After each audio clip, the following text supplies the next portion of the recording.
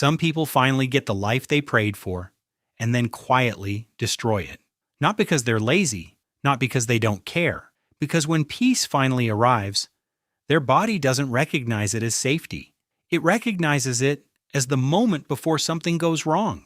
By the end of the week, the good thing is gone or close to it, and you're lying awake asking the same question you've asked 100 times before. Why do I always ruin the good stuff? If that question has ever kept you up, here's something worth hearing before anything else. You didn't ruin it because you're broken. You ruined it because some part of you didn't recognize happiness as safe. This pattern has a name. Psychologist Gay Hendricks popularized it as the upper limit problem, the idea that everyone carries an unconscious ceiling on how much love, success, or peace they believe they're allowed to have.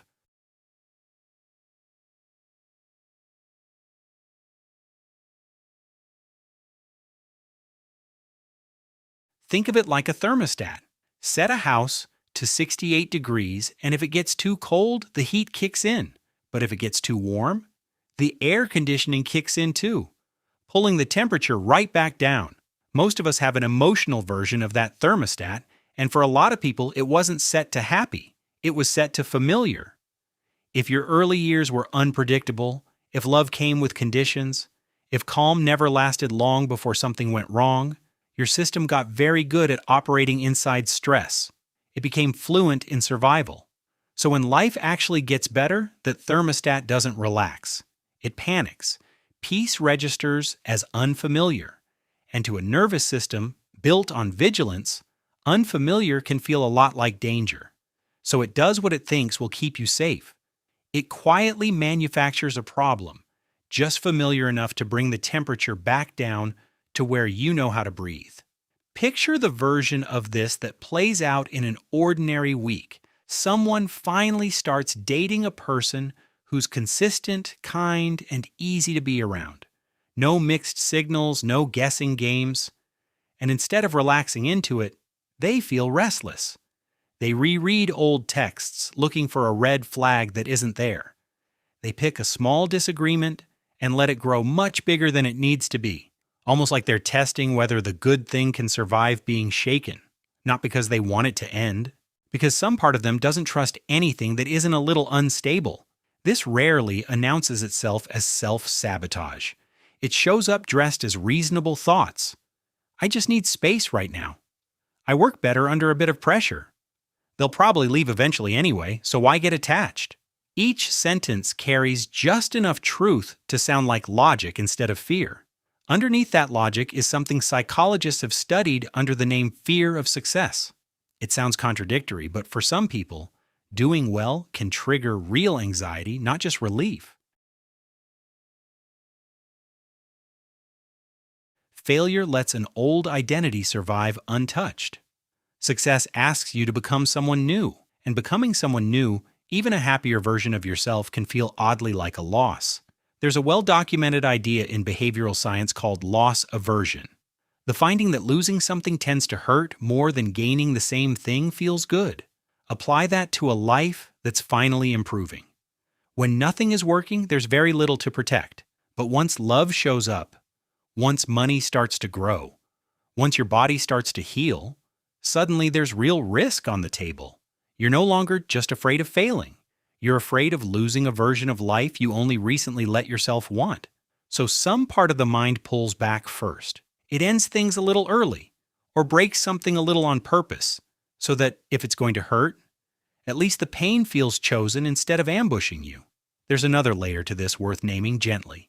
People tend to seek out evidence that confirms what they already believe about themselves, even when that belief is painful, because a familiar identity can feel more stable than an unfamiliar good one.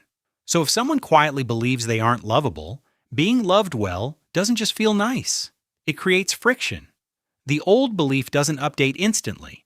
Sometimes it fights back, whispering to test the relationship, to look for the flaw, to prove the good thing wrong before it can prove the old fear wrong instead. It shows up outside relationships too. Someone finally gets the promotion they worked years for, and instead of settling into it, they start arriving late, missing small deadlines, avoiding the emails that would make the new role feel real. From the outside, it looks like carelessness. From the inside, showing up fully would mean admitting they actually wanted this, and wanting something openly is its own kind of exposure. It's safer, in a strange way, to fail on purpose than to try completely and still come up short. This is why a person can genuinely want a peaceful, successful, loved life and still feel unsafe the moment they're standing inside one. The conscious mind says, I want this. The body, running on older information, says this has never lasted before. Here's the part worth sitting with. Some people don't sabotage the good thing because they hate it. They sabotage it because keeping it would mean grieving how long they lived without it. And that grief, the one for all the years spent surviving instead of living, can feel even harder to face than losing the good thing itself. If any of this is landing close to home, this channel exists for exactly these moments. So it might be worth hitting subscribe. None of this means the sabotage is intentional or that the person secretly enjoys chaos. It usually means their system learned to survive one kind of environment, and nobody ever taught it how to hold a different one. Chasing a good thing and holding a good thing turn out to be two very different skills. You can dream about being loved for years and still meet it with suspicion once it actually arrives. Healing here doesn't start with willpower or a single motivational decision. It starts with noticing one very specific moment, the second right before the old pattern repeats, the moment right before the cold text gets sent, the moment right before the deadline quietly slips, the moment right before you pick the fight that didn't need to happen. That moment isn't a failure, it's actually a doorway, because it's the first place you get to choose something different from what your body wants to do automatically. In that moment, the goal isn't to force yourself to feel calm, it's to stay present with the discomfort long enough to let your system learn something new. 3 small things actually move this. First, name it out loud, even just in your head. This is unfamiliar, not necessarily unsafe. Naming the feeling gives your body a second option besides acting on it. Second, let the good thing sit for 10 extra seconds before you respond to it. The compliment, the calm evening, the text that came back kind. 10 seconds is long enough to notice the urge to deflect without obeying it. Third, when you catch the urge to create a problem, get curious instead of ashamed. Ask what it's actually trying to protect you from. That question alone can interrupt the pattern before it finishes running.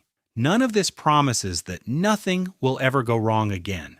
Good things can still end, people can still disappoint you. That part was never really in question. What changes is something quieter, and in a way, more important.